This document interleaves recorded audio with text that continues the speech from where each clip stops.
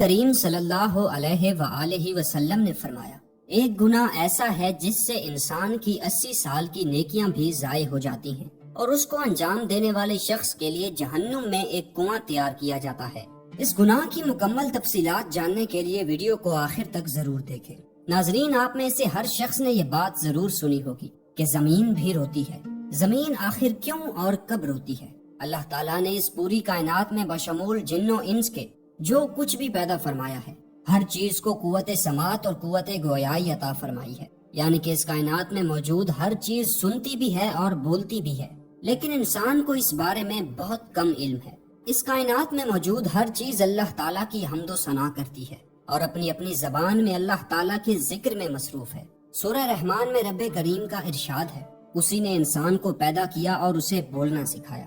ناظرین، آوازیں ہماری زندگی کا ایک خاص حصہ ہیں۔ آواز انسانوں میں رابطے اور معلومات کے تبادلے کا ایک حیرت انگیز طریقہ ہے۔ اسی آواز کی بدولت ہم بہت سی چیزوں کو جانتے ہیں اور بہت سی چیزوں سے لطف اندوز ہوتے ہیں۔ درختوں پر بیٹھی چڑیوں کی چہچہاہٹ، جھولے میں کھیلتے بچوں کی کلکاریاں، پانی کی سنسناہٹ، بادلوں کی گڑگڑاہٹ اور لاتعداد دوسری آوازیں جو ہماری سماعت سے ٹکراتی ہیں۔ لیکن بہت سی آوازیں ایسی بھی ہیں جو ہمیں سنائی نہیں دیتی۔ اب سوال یہ پیدا ہوتا ہے کہ کون سی آوازیں ہیں جو ہمیں سنائی نہیں دیتی؟ ناظرین، سائنسدانوں نے برسوں کی تحقیق کے بعد انکشاف کیا ہے کہ انسان کی سماعت کا دائرہ 20 ہرٹز سے 20,000 ہرٹز کی فریکوینسی تک محدود ہے، جبکہ ماورائے صوت آوازوں کی فریکوینسی 20,000 ہرٹز سے لے کر 2 کروڑ ہرٹز یا اس سے بھی زیادہ ہو سکتی ہے۔ اس لیے ہمارے کان ان آوازوں کو نہیں سن سکتے۔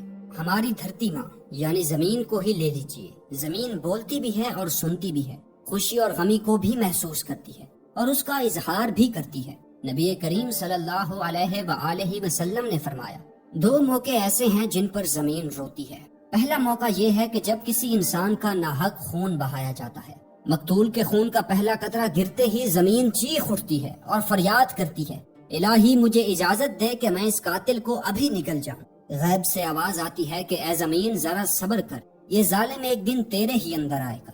دوسرا موقع یہ ہے کہ جب زانی زنا کرنے کے بعد غسل کرتا ہے تو پانی کا پہلا قطرہ جب زمین پر گرتا ہے تو زمین زارو قطار روتی ہے اور فریاد کرتے ہوئے کہتی ہے، الہی مجھے اجازت دے تاکہ میں اس بدبخت کو نگل لوں۔ غیب سے آواز آتی ہے کہ اے زمین ذرا صبر کر، یہ بدبخت ایک دن تیرے ہی اندر آئے گا۔ ناظرین، زناکاری ایک بدترین لعنت، ذلت اور پستی کی علامت ہے۔ زنا کو انجام دینے والا وہی شخص ہوگا جس کے دل میں خوف خدا، جہنم کے عذاب کا ڈر، اللہ اور اس کے رسول کا ڈر نہ ہو، اور جسے اپنوں اور غیروں میں ذلت اور رسوائی کا اندیشہ نہ ہو۔ ایسا شخص نہایت ہی بے غیرت، بے شرم اور بے حمیت ہوگا، اور جس کی انسانیت پر حیوانیت غالب آ چکی ہوگی۔ دین اسلام نے زنا تو کیا، اس کے قریب جانے سے بھی روکا ہے، یعنی ان بری اور فحش باتوں سے بھی بچتے رہو جو تمہیں زنا کے قریب لے جائیں۔ چنانچہ قرآن کریم میں ارشاد ہے، اور بدکاری کے قریب بھی نہ جاؤ، بے شک وہ بے حیائی اور بہت برا راستہ ہے۔ زنا کبھی تر فعل ہے اور 1000 بار لائق مسمت ہے۔ ایک مسلمان کی روحانی پاکیزگی اور اخلاقی طہارت کے بھی منافی ہے۔ انسان کے اعلیٰ کردار پر ایک بدنما داغ ہے، جسمانی اور معاشرتی مرتبہ کے لحاظ سے بھی ایک قابل نفرت جرم ہے۔ حضرت ابو ہریرہ رضی اللہ تعالیٰ عنہ سے روایت ہے کہ ایک مرتبہ نبی کریم صلی اللہ علیہ وآلہ وسلم نے فرمایا، زنا کرنے والا جتنی دیر تک زنا کرتا رہتا ہے اس وقت تک وہ مومن نہیں رہتا۔ مطلب یہ کہ زناکاری کرتے وقت ایمان کا نور اس سے جدا ہو جاتا ہے، پھر اگر وہ اس کے بعد توبہ کر لیتا ہے تو اس کا نور ایمان پھر اس کو واپس مل جاتا ہے۔ ایک اور حدیث میں آیا ہے کہ جب کوئی مسلمان زنا کرتا ہے تو اس کا نور ایمان نکل کر اس کے سر پر منڈلانے لگتا ہے، اور وہ شخص جب تک توبہ نہیں کر لیتا تو نور ایمان اس کے اندر داخل نہیں ہوتا۔ حضرت سہل بن سعد رضی اللہ تعالیٰ عنہ سے مروی ہے کہ رسول خدا صلی اللہ علیہ وآلہ وسلم نے فرمایا، جو شخص اپنے 2 کلوں اور 2 ٹانگوں کے درمیان والی چیز کا میرے لیے ضامن ہو جائے تو میں اس کے لیے جنت کا ضامن ہوں۔ مطلب یہ کہ 2 کلوں کے درمیان والی جگہ یعنی کہ زبان کو خلاف شرع باتوں سے روکے رکھے، اور 2 ٹانگوں کے درمیان والی جگہ یعنی کہ اپنی شرمگاہ کی حفاظت کرے تو اس کی جنت کے ضامن رسول خدا ہوں گے۔ ظاہر ہے کہ ان دونوں اعضاء سے زیادہ گناہ سرزد ہوتے ہیں۔ مثلا زبان کفر و شرک کی بولیاں، غیبت، چغلی اور جھوٹ کا گھر ہے، اور شرمگاہ زنا جیسے کبیرہ گناہ ہی کا تو سرچشمہ ہے۔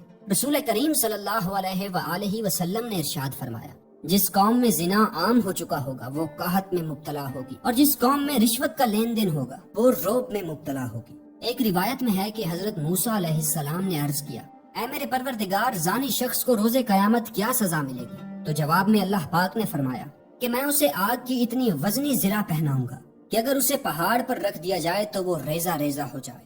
حضرت انس بن مالک رضی اللہ تعالیٰ عنہ سے روایت ہے کہ پیارے آقا صلی اللہ علیہ وآلہ وسلم نے فرمایا، قیامت کی نشانیوں میں سے ایک نشانی یہ کہ علم اٹھا لیا جائے گا، جہالت بڑھ جائے گی، شراب پینے والے زیادہ ہو جائیں گے اور زنا کا ظہور عام ہو جائے گا۔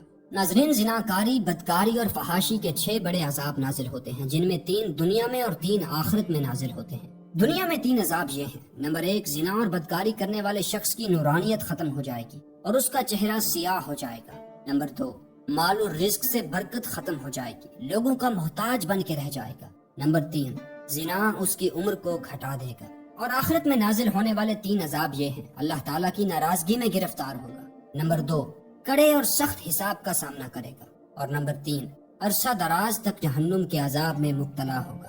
دوسرا گناہ نفس محترم کو قتل کرنا، یعنی کسی بے گناہ انسان کو قتل کرنا۔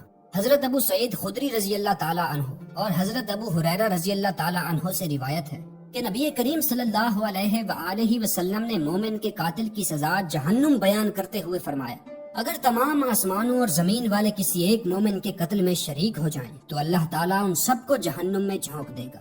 قتل و غارت، خون ریزی اور فتنہ فساد اور ناحق خون بہانا برا جرم ہے کہ قیامت کے دن اللہ تعالیٰ ایسے مجرموں کو سب سے پہلے بے نقاب کر کے کیفر کردار تک پہنچائے گا، یعنی ان کو ان کے کیے گئے اعمال کی سزا دے گا۔ حضرت عبداللہ بن مسعود رضی اللہ تعالیٰ عنہ بیان کرتے ہیں کہ حضور اکرم صلی اللہ علیہ وآلہ وسلم نے خون ریزی کی شدت بیان کرتے ہوئے ارشاد فرمایا، قیامت کے دن سب سے پہلا خون ریزی کا فیصلہ سنایا جائے گا۔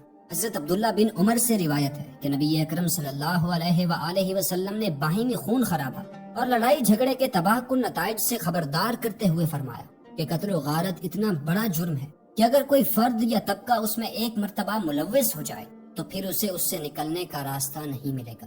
حضرت انس رضی اللہ تعالیٰ عنہ سے روایت ہے کہ آپ صلی اللہ علیہ وآلہ وسلم نے فرمایا، بڑے کبیرہ گناہوں میں سے ایک کسی جان کو ناحق قتل کرنا ہے۔ کسی مسلمان کو ناحق قتل کرنے والا قیامت کے دن بڑے خسارے کا شکار ہوگا۔ اللہ تعالیٰ سورہ نور کی آیت نمبر 96 میں ارشاد فرماتے ہیں، اور جو شخص کسی مسلمان کو جان بوجھ کر قتل کرے تو اس کی سزا جہنم ہے، جس میں وہ ہمیشہ رہے گا، اور اللہ تعالیٰ اس پر غضب نازل کرے گا اور لعنت بھیجے گا، اور